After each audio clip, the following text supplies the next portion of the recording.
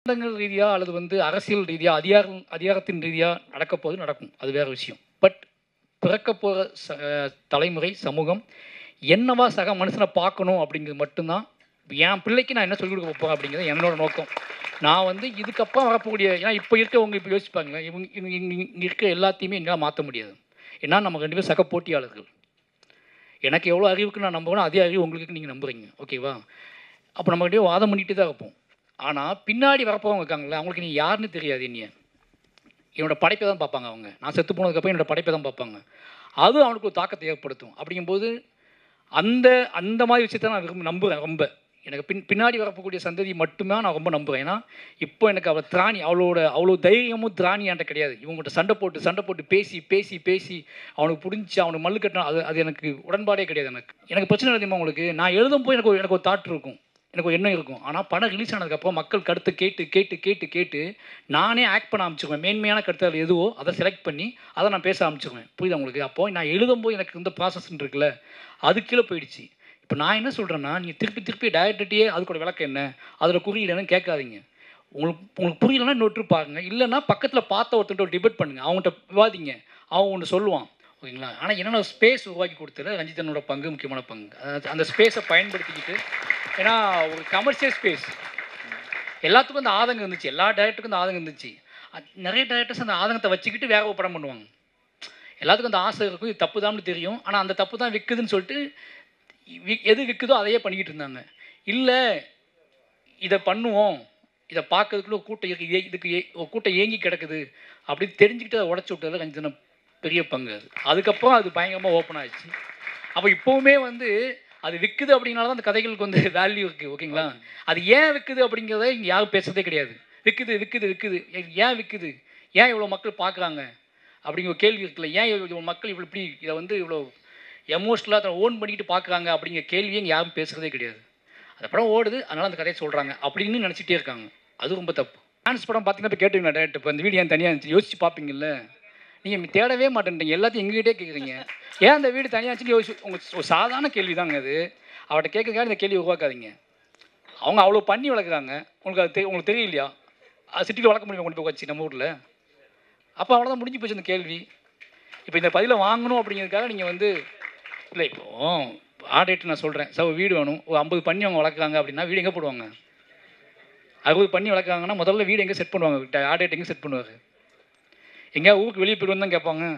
அவ்வளோதான். என்னோட great grandfather பேர் வந்து சக்கரவர்த்தி. என்னோட பாட்டி பேர் வந்து யசோதை. ஆனால் அவங்கள வந்து கிராமத்தில் எப்பயுமே வந்து சக்கரை இல்லைனா பாப்பா தான் கூப்பிடுவாங்க. ஸோ என்னோட அப்பா பேர் வந்து குமரேசன். அவர் வந்து துபாயில் வேலை செஞ்சுட்ருக்காரு. அண்ட் துபாயில் வந்து பேரண்ட் கவுன்சில்னு ஸ்கூலில் இருக்கும். எப்பயுமே வந்து அவர் எலெக்டே பண்ண மாட்டாங்க பேரண்ட் கவுன்சிலாக. என்னோட கிரேட் கிராண்ட்ஃபாதர் வந்து டிஸ்ட்ரிக்ட் முனிசிபாலிட்டியில் வந்து எலெக்ட் ஆவார். ஆனால் அவர் எப்பயுமே வந்து சேரில் உட்கார வைக்க மாட்டாங்க, கீழே தான் உட்கார வைப்பாங்க. என்னோடய கேள்வி என்னென்னா, உங்களோட லேண்டை வந்து நீங்கள் கதை ஃபஸ்ட்டு சூஸ் பண்ணிவிட்டு லேண்டை சூஸ் பண்ணுவீங்களா, இல்லை லேண்ட்னால தான் நீங்கள் கதையை சூஸ் பண்ணுறீங்களா? ஏன் அப்படிலாம் எதுவும் பிளான் பண்ணல.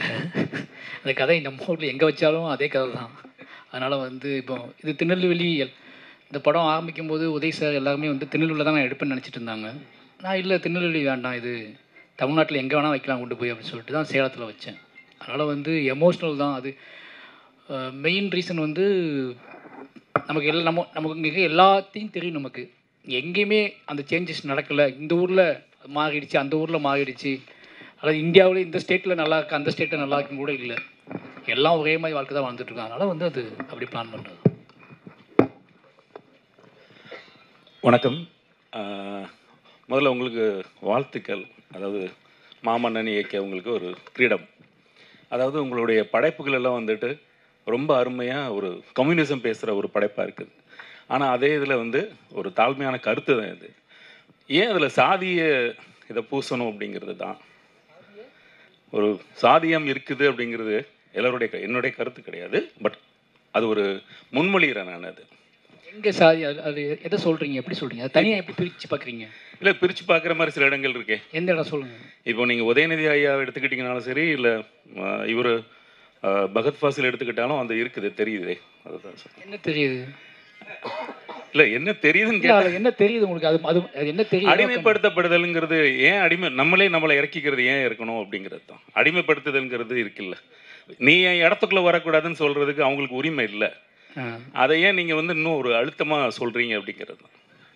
எனக்கு புரியல நீங்கள் பேசுகிறது சார். ரொம்ப சிம்பிள் சார். இல்லை இல்லை, என்னன்னா நீங்கள் அப்படியே உல்ட்டாவாக பேசுனீங்கன்னா சிலருக்கு பதில் சொல்ல விருப்பமாகாது. என்னென்னா நீங்கள் வந்து அதோட எனக்கு என்னென்னா இன்னொரு ட்ரிப் நீங்கள் மாமன்னன் பார்த்தீங்கன்னா ஒன்று பெட்டராகுன்னு தோணுது எனக்கு. என்னென்னா நீங்கள் முன் தீர்மானத்தோட ஒரு படைப்பை அணுகுதல் இருக்குல்ல. நீங்கள் படம் பார்க்க மட்டும் இந்த கேள்வி உங்களால் கேட்க முடியான்ட்டு இல்லை, படம் பார்க்க முன்னாடி நீங்கள் கேட்பீங்க, என்னை பார்த்து தான் கேட்டிருப்பீங்க. இல்லை, இந்த கேள்வி அப்படி தான் இருக்குது. நான் இப்போ படம் பார்க்கறதுக்கு முன்னாடி நான் என்னை பார்த்துருந்தீங்கன்னா நான் தான் மாரி செல்வராஜ்னு தெரிஞ்சிருந்துச்சுன்னா நீங்கள் கண்டிப்பாக அந்த கேள்வி என்கிட்ட கேட்டிருப்பீங்க. ஏன்னா இது முன் தீர்மானத்தின் கேள்விகள் எல்லாமே. ஓகேங்களா? அதை நான் எப்படி சொல்ல முடியும்? படம் பார்த்தீங்கல்ல.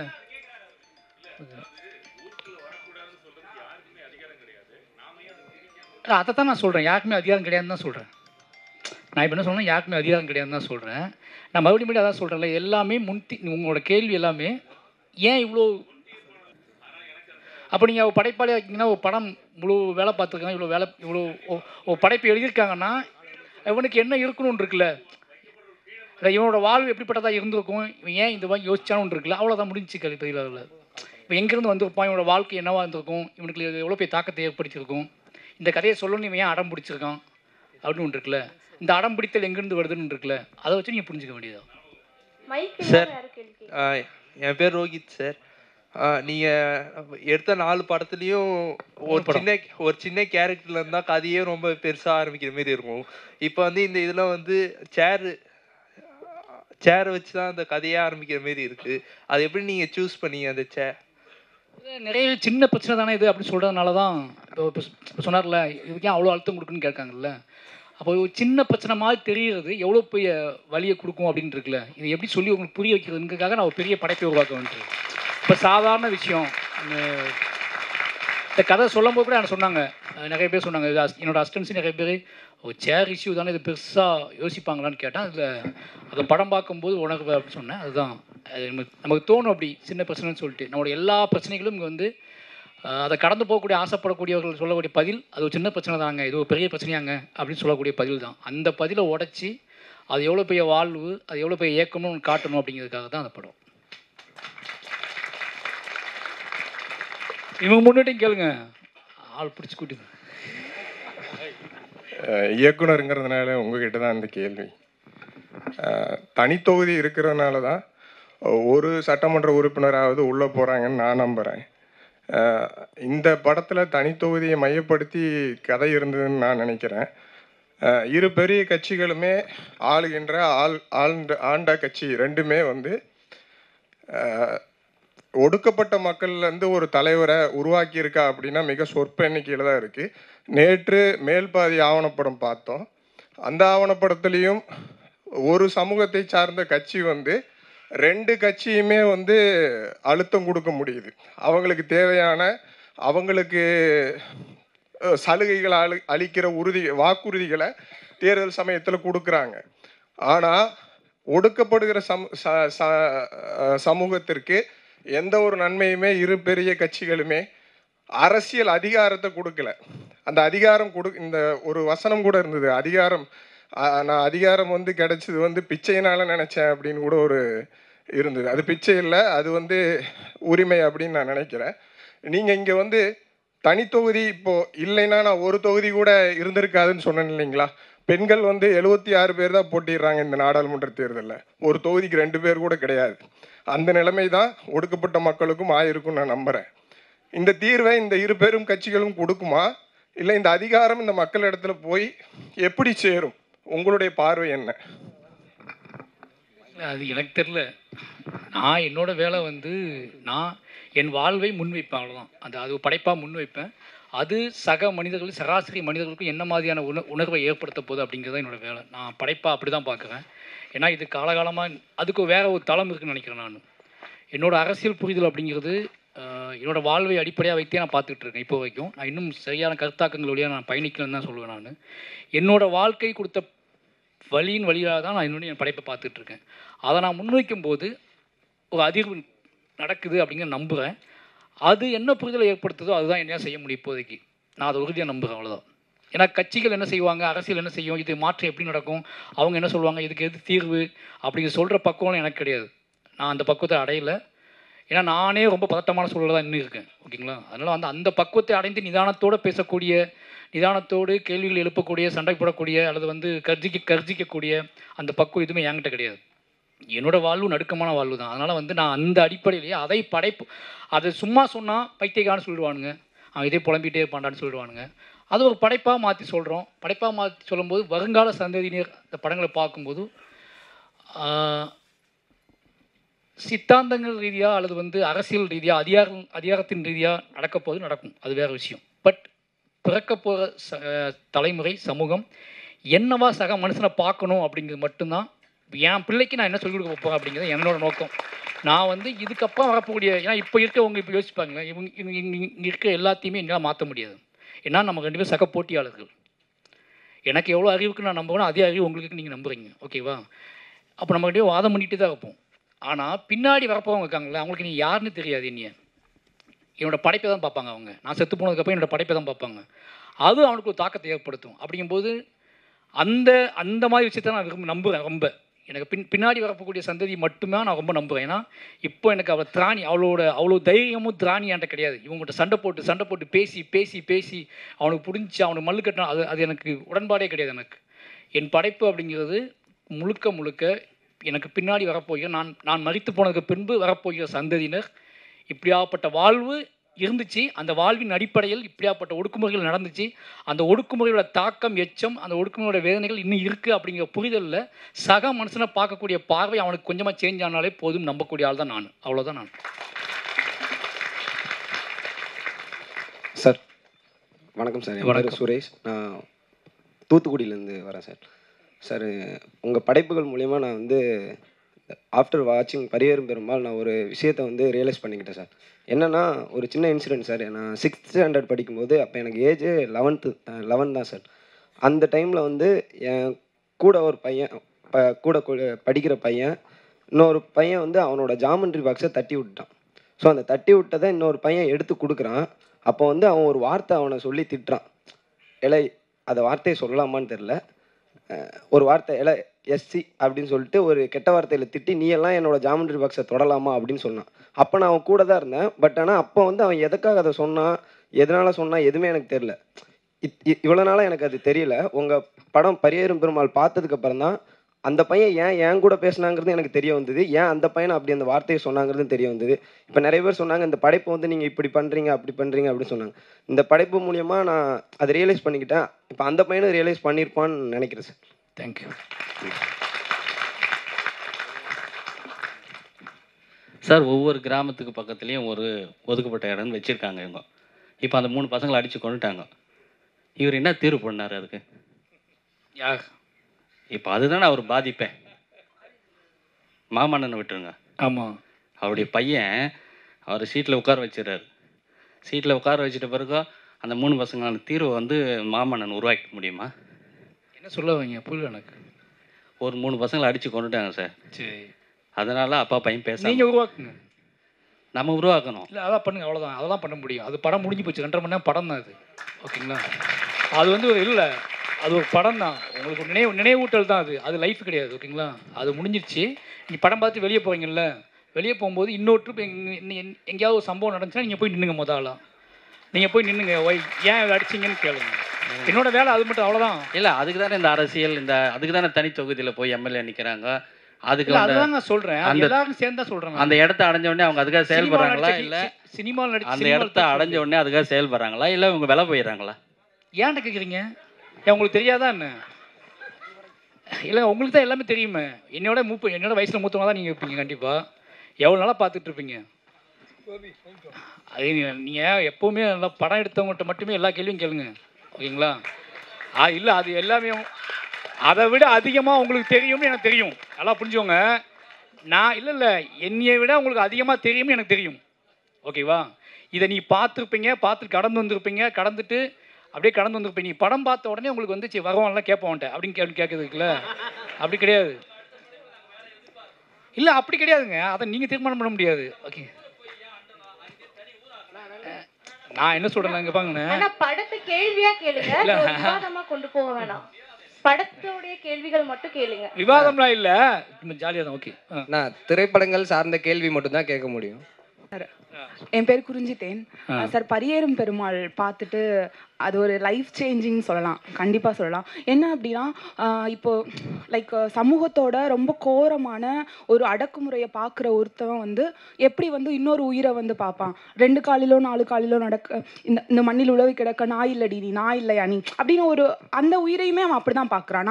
நான் இல்லையா நீ. ஆனால் அவனுக்கு வந்து ஒரு பெரிய ஒரு இது இருக்குது. அதுவுமே ரொம்ப கனெக்டடாக இருந்துச்சு. அதில் அப்பாவை காட்டினதாக இருக்கட்டும். அதே மாதிரி உட்கார்றது வந்து சின்ன சாதாரண விஷயம் இல்லை. ஏன்னா நாங்கள் வளர்ந்தப்போ ரொம்ப சின்ன வயசுலலாம் மாமா முன்னாடி, பெரியப்பா முன்னாடி, ஆண்கள் முன்னாடி வந்து உட்கார முடியாது. அவங்க இருக்கும்போது நாங்கள் வந்து உட்கார முடியாது. இந்த படத்தில் பார்க்கும்போது அது எங்களுக்குமே கனெக்ட் ஆச்சு. எப்படின்னா உட்கார்றது.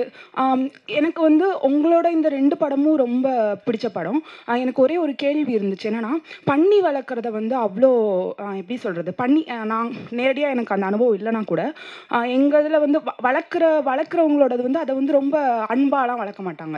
அதோட வாழ்க்கையே ரொம்ப ஒரு மாதிரி ரொம்ப டார்க்காக இருக்கும். அதை பார்க்குறதே அவங்க ரொம்ப டார்க்காக அப்படி பார்ப்பாங்க.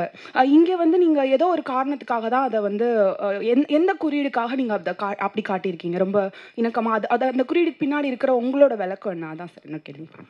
என்னோட விளக்கமே தேவை கிடையாது. நீங்கள் உங்களுக்கு என்ன பிடிச்சி, உங்களுக்கானது அது மாறுபடும்ல. இல்லை இவ்வளோ பேர் இருக்காங்கல்ல. என்னோட விளக்கம்ங்கிறது நேரடியாக சொல்லணும்னா நான் மேடப்பட்டு பேசியிருப்பேன். நான் படம் பண்ணதுக்கான காரணமே எல்லாத்துக்குள்ளே இருக்க விளக்கத்தையும் தோண்டி எடுக்குது தான். அவங்கவுங்களுக்கு அது என்னவா புரியுது அப்படிங்கிற டிஸ்கஷன் தான். நீங்கள் இன்னொருத்தர படம் பார்த்துருப்பாங்கல்ல, அவங்ககிட்ட கேளுங்க. என்னோட விளக்கம்ங்கிறது மேம்பட்டுடுச்சு. நான் படம் ஸ்கிரிப்ட் எழுதும்போது எனக்கு ஒரு விளக்கம் இருக்கும் டேரக்டருக்கு. இல்லை சொல்ல கேளுங்க. ஒரு டேரக்டர்கிட்ட நீங்கள் திருப்பி பண்ணுற தப்பு என்னென்னா ஒவ்வொரு சீனையும் அவன்கிட்டயே கேட்குறது. எனக்கு பிரச்சனை தெரியுமா உங்களுக்கு? நான் எழுதும்போது எனக்கு ஒரு தாட் இருக்கும், எனக்கு ஒரு எண்ணம் இருக்கும். ஆனால் படம் ரிலீஸ் ஆனதுக்கப்புறம் மக்கள் கருத்து கேட்டு நானே ஆக்ட் பண்ண ஆரம்பிச்சிருவேன். மேன்மையான கருத்து அதில் எதுவோ அதை செலக்ட் பண்ணி அதை நான் பேச ஆரம்பிச்சிருவேன். புரியுது உங்களுக்கு? அப்போது நான் எழுதும்போது எனக்கு இந்த ப்ராசஸ்ன்னு இருக்குல்ல, அது கீழே போயிடுச்சு. இப்போ நான் என்ன சொல்கிறேன்னா, நீங்கள் திருப்பி டைரக்டர்கிட்டயே அதுக்கூட விளக்கம் என்ன, அதில் குறியீடு என்னன்னு கேட்காதீங்க. உங்களுக்கு புரியலன்னா இன்னொரு பாருங்க. இல்லைன்னா பக்கத்தில் பார்த்த ஒருத்தர்கிட்ட ஒரு டிபேட் பண்ணுங்கள், அவங்கள்ட்ட விவாதிங்க. அவன் ஒன்று சொல்லுவான். நீங்கள் ஒருத்தருக்கு விவாதிக்கிறதுக்கு தான் படைப்புகள் உருவாக்கப்படுறது ஒழிஞ்சு டேரெக்டாக படத்தவன் எடுத்தவனையே வந்து உட்கார வச்சு கேள்வி கேட்கறது கிடையாது. கேள்வி எப்படின்னா அந்த எக்ஸ்பீரியன்ஸை கேட்குறது வேறு. ஆனால் அதுக்குள்ளே விளக்கத்தை ஆன்சர் எனக்கு சொல்லுன்னு சொல்கிறது இருக்குல்ல, அது ரொம்ப என்ன சொல்கிறது, அது வந்து ஒரு படைப்பாளியின் மீது செலுத்தக்கூடிய வன்முறை தான் நினைக்கிறேன் நான். ஏன்னா அது எனக்கு மட்டுமே உரித்தானது. நான் சினிமாவுக்காக சென்சாருக்காக நிறைய விஷயங்களை மட்டுப்படுத்தி நான் எடுக்கவே செய்கிறோம். அவையோட ஆழத்தில் இருக்கிறது தோண்டி எடுக்கிறது நான் நினைக்கிறீங்க இல்லை? அப்படி தான் நீ மாட்டி விட்டுறீங்க. எல்லா இடத்துலையும் எல்லா டயட்டையும் மாட்டி விட்டுறீங்க.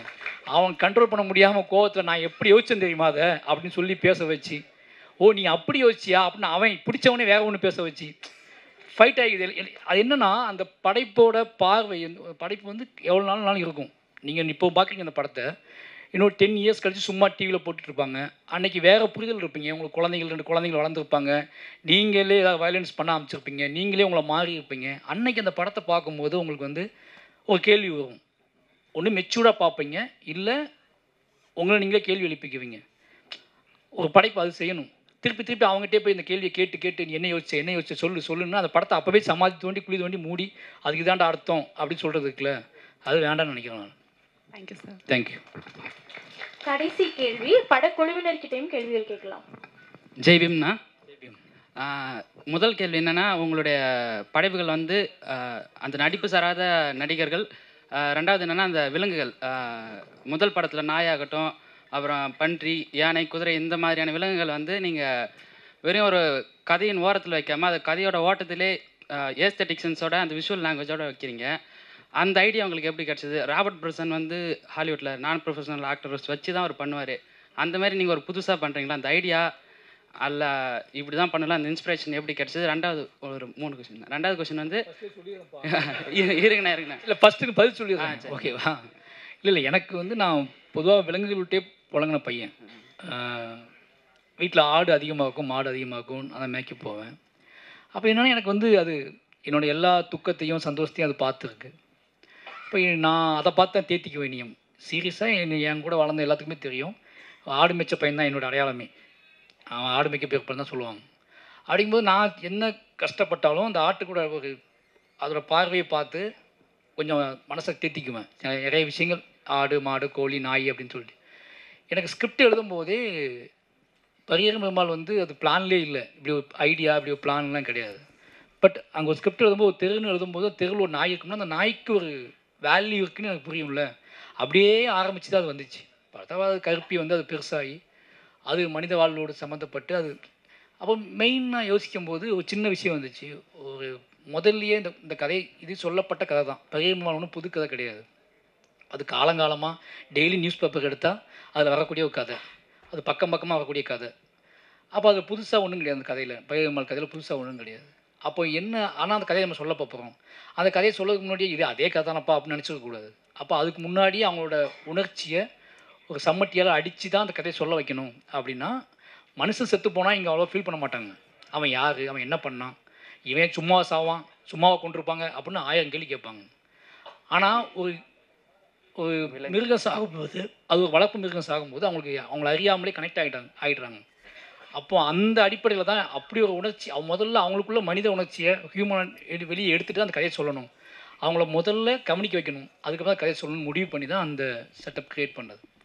அதுக்கப்புறம் இவங்கள்ட்ட டேரெக்டாக பேசுறதை விட விலங்குகள் வழியாக பேசுறது ரொம்ப ஈஸியாக இருக்குது அப்படின்னு தோணுச்சுன்னா எல்லாத்துக்கும் அந்த நான் பிரச்சனை என்னென்னா நான் வெற்றிமாறன் சாரோ வேறு யாரோ இருந்தோம்னா நான் மனுஷன் மூலமாக பேசிடுவேன். ஏன்னா நான் விக்டிமாக இருக்க மாட்டேன்ல. விக்டிமாக இருக்கிறது இவ்வளோ கேள்வி கேட்குறாங்க, அதுக்கு என்ன பதில் சொல்லுவேன், இதுக்கு என்ன பதில் சொல்லுவேன்னு சொல்லிட்டு. இப்போ இதே படத்தை வேறு டேரக்டர்ஸ் எடுத்திருந்தாலும் அப்படி கேட்க மாட்டாங்க.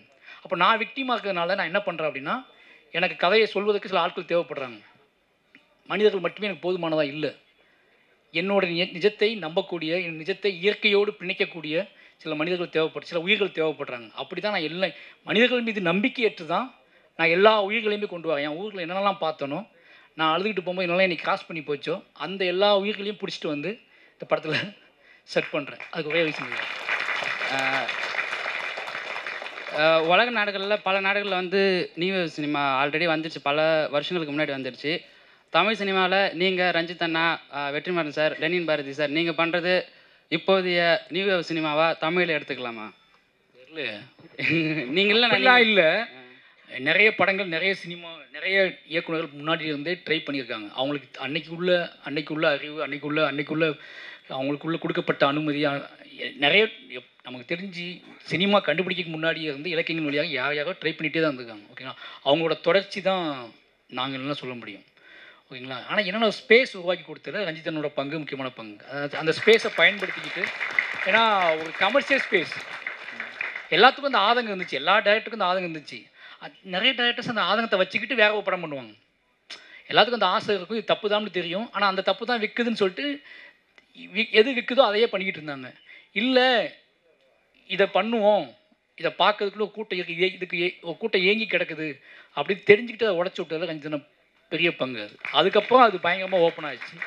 அப்போ இப்போவுமே வந்து அது விற்குது அப்படின்னால தான் அந்த கதைகளுக்கு வந்து வேல்யூ இருக்குது. ஓகேங்களா, அது ஏன் விற்குது அப்படிங்கிறத இங்கே யாரும் பேசுறதே கிடையாது. விற்குது ஏன் விற்குது, ஏன் இவ்வளோ மக்கள் பார்க்குறாங்க அப்படிங்கிற ஒரு கேள்வி இருக்குல்ல. ஏன் இவ்வளோ மக்கள் இப்படி இதை வந்து இவ்வளோ எமோஷ்னலாக அதை ஓன் பண்ணிக்கிட்டு பார்க்குறாங்க அப்படிங்கிற கேள்வியை இங்கே யாரும் பேசுகிறதே கிடையாது.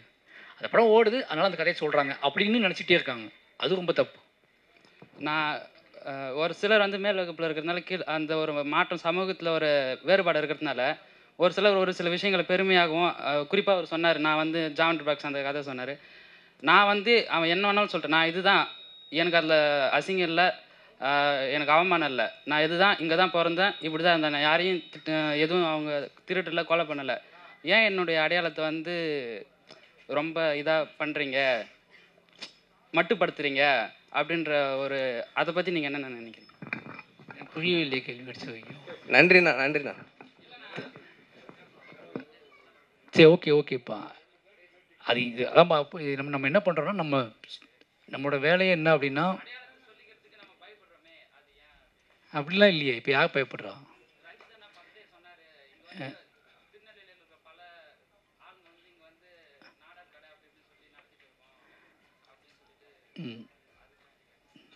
எல்லாம் இப்போ உடைக்கப்பட்டுட்டுல, அவ்வளோதான், உடைச்சிட்டே தான் போவாங்க. நீ நினைக்க எல்லாம் ஒரே நாள் நடந்துடாது, ஆண்டுகள் நடந்துட்டு தான் இருக்குது. அவ்வளோ. தேங்க்யூ. நன்றி. எனக்கு ஒன்றே 3 பேட்டு ஒவ்வொரு கேள்வியாக கேட்கணும் நீங்கள். இல்லைண்ணா சும்மா கலை இயக்குனர், ஓகேங்களா, வந்து எடிட்ரு,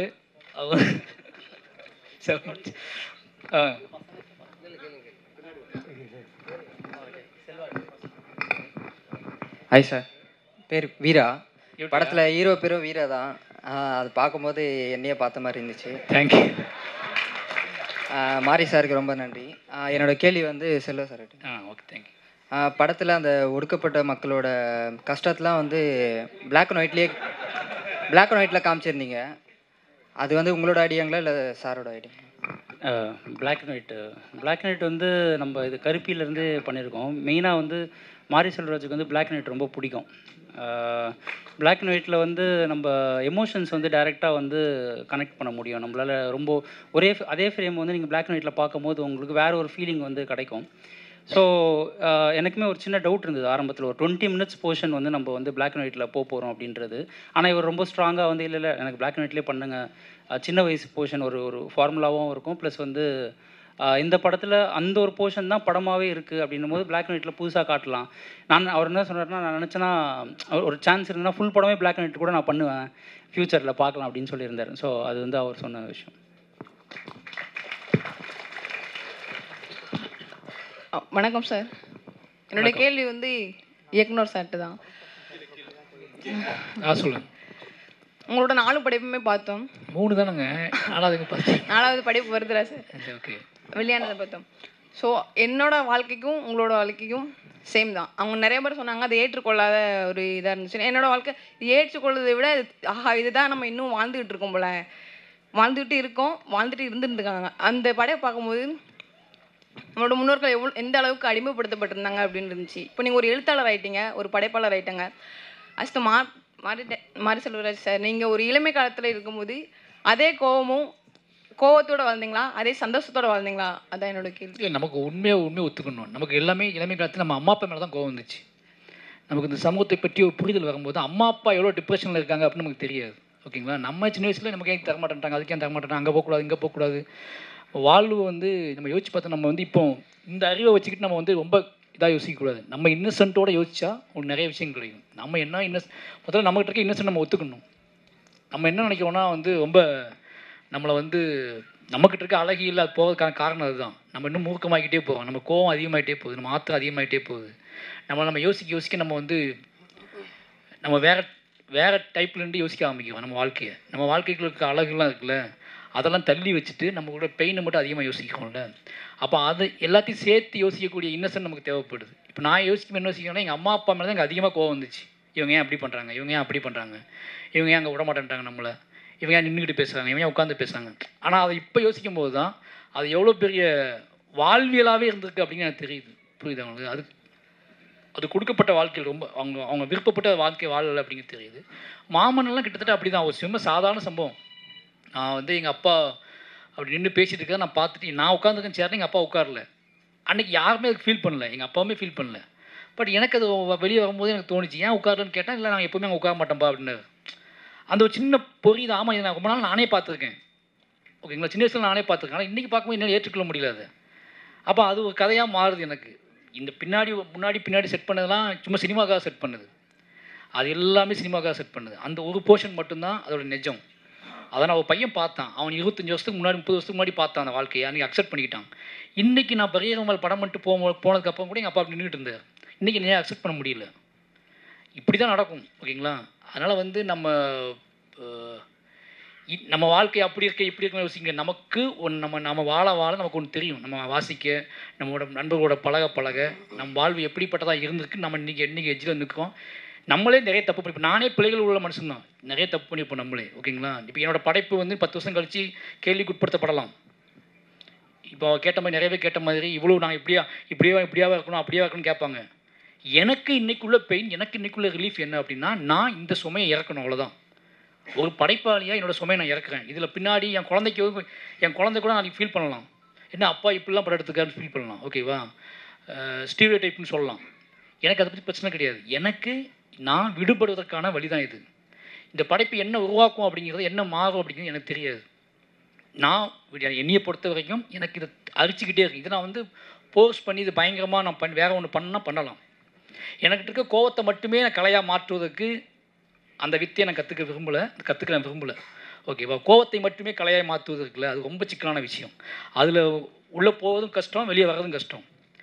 என்னோட எல்லாத்தையும் எனக்கு என்னோடய வாழ்க்கையை கலையாக மாற்றுறது எனக்கு ரொம்ப ஈஸி. என் வாழ்க்கைக்குள்ளே ஒரு அறம் இருக்குது அப்படின்னு நான் நம்புறது இருக்குல்ல, அந்த அறத்தை படம் பிடித்து காட்டுவது, அந்த அறத்தை கடத்துவதன் மூலமாக அவரோட மனிதத்தன்மையை கேள்விக்குட்படுத்துவதுன்னு இருக்குல்ல, அதை மட்டும் என்னால் பண்ண முடியும். அது ஒர்க் அவுட் ஆகுது, ஆகாமல் போகுது, பிடிக்குது பிடிக்கல, ஏற்றுக்காமல் போகிறாங்க, அதை பற்றி எனக்கு கவலை கிடையாது. என்னோட ஒரே ரீசன் என் வாழ்வை முன்வைப்பது, அவ்வளோதான். இந்த பின்னாடி தான் டாக்குமெண்ட் ஆக போகுது. இன்றைக்கி நம்ம என்ன எடுத்துகிட்டு இருக்கோம் எல்லாத்தையுமே, நம்ம நீ தலித்து வாழ்வு, ஒடுக்கப்பட்டோட வாழ்வுன்னு சொல்லி என்ன எடுத்துகிட்டு இருக்கோம், முன்னாடி வாழ்ந்த மனிதர்களோட வாழ்க்கையை தான் எடுத்துகிட்டு இருக்கோம். நம்ம ஏன் ஒரு 10 பேரை முக்கியமான ஆளுமைகளாக பேசிக்கிட்டே இருக்கோம், தொடர்ந்து ஒரு 10 பேர் முக்கியமான ஆளுமையாக தமிழ்நாட்டில் பேசிகிட்டே இருக்கோம். அவங்க முன்வைச்ச ஒரு வாழ்க்கை தான். ஆனால் அவங்களுக்கு எப்படிப்பட்ட வாழ்வு கிடச்சி எனக்கு ஒரு கேள்வி இருக்குது. ஓகேங்களா? அவங்களுக்கு ஒரு வாழ்வு கிடச்சிச்சு. ஆனால் அந்த 10 பேர் மட்டும் இல்லைல்ல, நிறைய மனிதர்கள் வாழ்ந்துருக்காங்கல்ல. இதெல்லாம் சொல்ல முடியாமல் செத்து போனவங்க எவ்வளோ பேர் இருப்பாங்க. இதெல்லாம் கேள்வியை கேட்க முடியாமல் நசுங்கி செத்து போனவங்க எவ்வளோ பேர் இருக்காங்க. அவங்க கதையும் கதை தானே. இந்த 10 பேரோட மோட்டிவேஷனல் கதையை மட்டும் சொல்கிறது என்னோட வேலை கிடையாது. நசுங்கி பிசுங்கி காணாமல் போனவங்களோட கதையும் தோண்டி எடுத்து அவன் யாரால் நசுக்கப்பட்டான கேள்வி, என்ன நசுக்கப்பட்ட பிசுக்கப்பட்டு சொல்லிட்டே இருக்கீங்க. வேறு வழி கிடையாது எனக்கு. என்னோட கதையை சொல்லும்போது அப்படி தான் சொல்ல முடியும். நான் இன்னொருத்த கதையை கடன் வாங்கிலாம் சொல்ல முடியாது. என் கதைக்குள்ள அந்த வாழ்க்கை, அந்த அரசியல் இருக்குன்னா எடுத்துக்கோ, அவ்வளோதான். நான் அதுக்காக இவர் பயங்கரமாக வாழ்ந்துருக்காரு, இதே 2 பேரும் ஒரே சமூகத்தை சார்ந்தவங்க தான், இவர் பயங்கரமான வாழ்க்கையை வாழ்ந்துருக்காரு அப்படிங்கிறத இவர் கதையை நான் எடுக்க முடியாது. என் கதை தான் எடுக்க முடியும் நான். அப்போ அதுக்குள்ளே உங்களுக்கு உடன்படாத ஒன்று இருந்துச்சு, இல்லை இது மறுபடியும் இது தான் வந்துட்டு இருக்கு அப்படின்னா அதுக்கு நான் ஒன்றும் செய்ய முடியாது. மறுபடியும் அப்படிப்பட்ட வாழ்க்கை தான் எனக்கு கொடுக்கப்பட்டுச்சு. அந்த கேள்வியில் தான் நான் கேட்டுகிட்டே இருப்பேன். ஓகேங்களா? நான் போனதுக்கப்புறம் என் பிள்ளை அப்படி கேட்காது. என் பிள்ளை வேறு கேள்வி கேட்கும். ஓகேவா? அவனுக்கு நான் வேற ஒரு வாழ்க்கை கொடுத்துட்டேன். அவன் நாளைக்கு வேற ஒரு வாழ்க்கையை வாழ்ந்து காட்டுவான். அன்னைக்கு அந்த படைப்புகளை வரும். அவன் வாழ்க்கையின் மூலமாக அவன் எழுதுவான், அவன் கவிதை எழுதுவான், அவன் படம் எடுப்பான். அன்னைக்கு என் படத்துக்கும் அவன் படத்துக்கும் பெரிய வித்தியாசம் இருக்கும். அதுதான் வெற்றி அப்படின்னு நான் நம்புகிறேன் முழுசா. நன்றி. நன்றி. தற்போது பிகே ரோசி ஃபிலிம்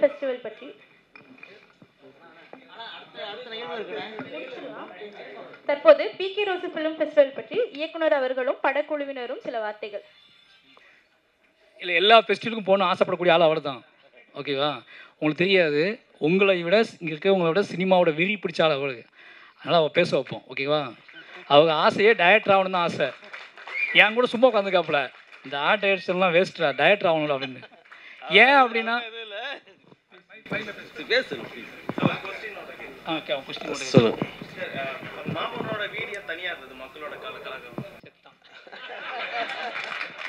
இல்லை, நீங்கள் அதான் கேட்பீங்கன்னு தெரியும். ஏன்னா எல்லோரும் அதான் கேட்டாங்க. அந்த வீட்டுக்கான கதை ஒரு பெரிய கதை இருக்குது. அது சொல்லணுன்னா அது பெரிய டிஸ்கஷனுக்கு அப்புறம் தான் அதை போட்டுருந்தோம். அதை சொல்லணுன்னா நிறைய டைம் எடுக்கும். ஏன்னா அது பெரிய ஒரு ரைட்டிங்காகவே அது பயங்கரமான ஒரு இருக்குது. அந்த வீடு தனியாக ஏன் இருக்குன்னு இன்னொரு படம் பாருங்க. இல்லை, அது ஏன் இருந்துச்சு என்கிட்ட கேட்டால் எனக்கு புரியல. ஃப்ரான்ஸ் படம் பார்த்தீங்கன்னா இப்போ கேட்டுங்களா டேரக்டர், இப்போ இந்த வீடு ஏன் தனியாக இருந்துச்சு யோசிச்சு பார்ப்பீங்கல்ல. நீங்கள் தேடவே மாட்டேன்றீங்க, எல்லாத்தையும் எங்ககிட்டே கேட்குறீங்க. ஏன் அந்த வீடு தனியாக இருந்துச்சுன்னு உங்களுக்கு ஒரு சாதாரண கேள்வி தாங்க அது. அவர்கிட்ட கேட்குறதுக்காக இந்த கேள்வி உருவாக்காதீங்க. அவங்க அவ்வளோ பண்ணி வளர்க்குறாங்க, உங்களுக்கு தெரியலையா? சிட்டியில் வளர்க்க முடியுமா கொண்டு போய் வச்சு நம்ம ஊரில்? அப்போ அவ்வளோதான், முடிஞ்சு போச்சு அந்த கேள்வி. இப்போ இந்த பதிலை வாங்கணும் அப்படிங்கிறதுக்காக நீங்கள் இல்லை, இப்போது ஆர்டேட்டு நான் சொல்கிறேன், வீடு வேணும், ஒரு 50 பண்ணி அவங்க வளர்க்குறாங்க அப்படின்னா வீடு எங்கே போடுவாங்க? 60 பண்ணி வளர்க்குறாங்கன்னா முதல்ல வீடு எங்கே செட் பண்ணுவாங்க? ஆர்டேட் எங்கே செட் பண்ணுவார்? எங்கேயா ஊருக்கு வெளியே போய்ட்டு தான் கேட்பாங்க. அவ்வளோதான். சின்ன வயசுல ஆசான் வீடும் வளர்ந்ததுக்கப்புறம் மாமன்னன் வீடும் ஒரே வீடாக இருந்தது. சின்ன வயசில் ஆசான் வீடும் வளர்ந்ததுக்கப்புறம் மாமன்னன் வீடும் ஒரே மாட்டினார். அவர் என்ன சொல்கிறாருன்னா, நான் கேட்ட கேள்வி தான் கேட்குறாரு. சின்ன வயசில் இருப்பார்ல, அப்போ ஆசான் வீடு காட்டணும்ல, அதுக்கு இதுக்கு வித்தியாசமே தெரியலையேன்னு கேட்குறாரு. சொல்லுங்க. அது ஒன்றும் இல்லைங்க, அது சின்ன போர்ஷன். இது தெரியும். நீங்கள் பார்க்கலையா? ஒரு பந்தல் போட்டிருப்பாப்புல முன்னாடி, அந்த பிளாஸ்பேக் போர்ஷன் போகும்போது அந்த வீட்டுக்கு முன்னாடி ஒரு பந்தல் போட்டிருப்பாப்புல. என்ன பண்ணுறது அந்த மாதிரி கட்டடங்கள் பார்த்தோன்னா இல்லை, அது முன்னாடி பழைய காலத்து பில்டிங் தான். ஓகேங்களா? தலைமுறையாக இருக்கிற வீடு தான் அது. அதனால நீங்கள் மாதிரினா நம்ம வேற மாதிரி காட்ட வேண்டிய அவசியமே இல்லை. நன்றி. இப்போ டைரக்டர் அவர்களுக்கு எப்பா இவ்வளவு படம் ரிலீஸே 1 வருஷம் ஆகுது, அவ்வளோ என்ட்ரி கொடுத்தாச்சு. அவருக்கு என் கூட படம் பண்ணணும்னு ஆசைப்பட்டார். ஓகேங்களா. எங்களோட படம் பண்ண ஆசைப்பட்டார், கூப்பிட்டு கதை கேட்டார், கூப்பிட்டு இந்த கதை தான் இருக்குன்னா ஓகே பண்ணிட்டோம், அவ்வளோதான். அவருக்கு ஒரு ஆசை இருந்துச்சு, பண்ணிட்டோம், அவ்வளோதான். பட் இந்த கதையை அவ வேறு யாரை வச்சு பண்ணுறதுன்னு யோசிச்சு இந்த கதையை நிறைய பேர் நான் சொன்னேன், யாரும் பண்ண ஒத்துக்கல, அவர் பண்ணிட்டார், அவ்வளோதான். கேள்விகள் போதும். இயக்குனர் அவர்களுக்கு ஒரு சின்ன ப்ரெசன்ட். வசந்த்ராஜா அப்படின்றவர் ஒரு ஓவியம் வரைஞ்சி எடுத்துகிட்டு வந்திருக்காரு.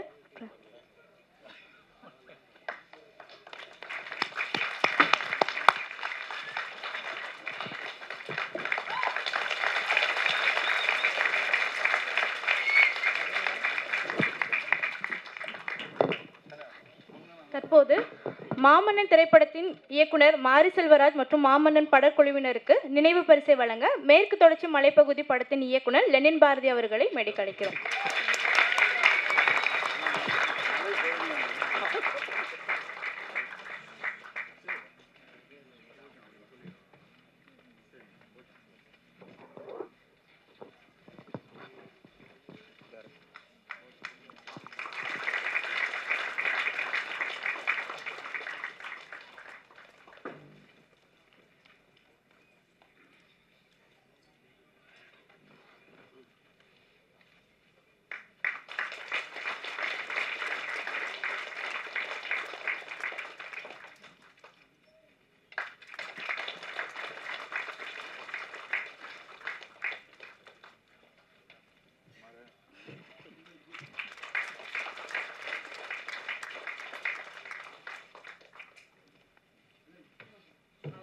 ஒரு குரூப் ஃபோட்டோ. அப்புறம் வருடம் இது மாதிரி இந்த இது மாதிரி ஒரு டிஸ்கஷனை, இது மாதிரி ஒரு ஆரோக்கியமான டிஸ்கஷன் ஏற்படுத்தி கொடுத்த ரஞ்சித் அவர்களுக்கு நன்றியும் பாராட்டும்.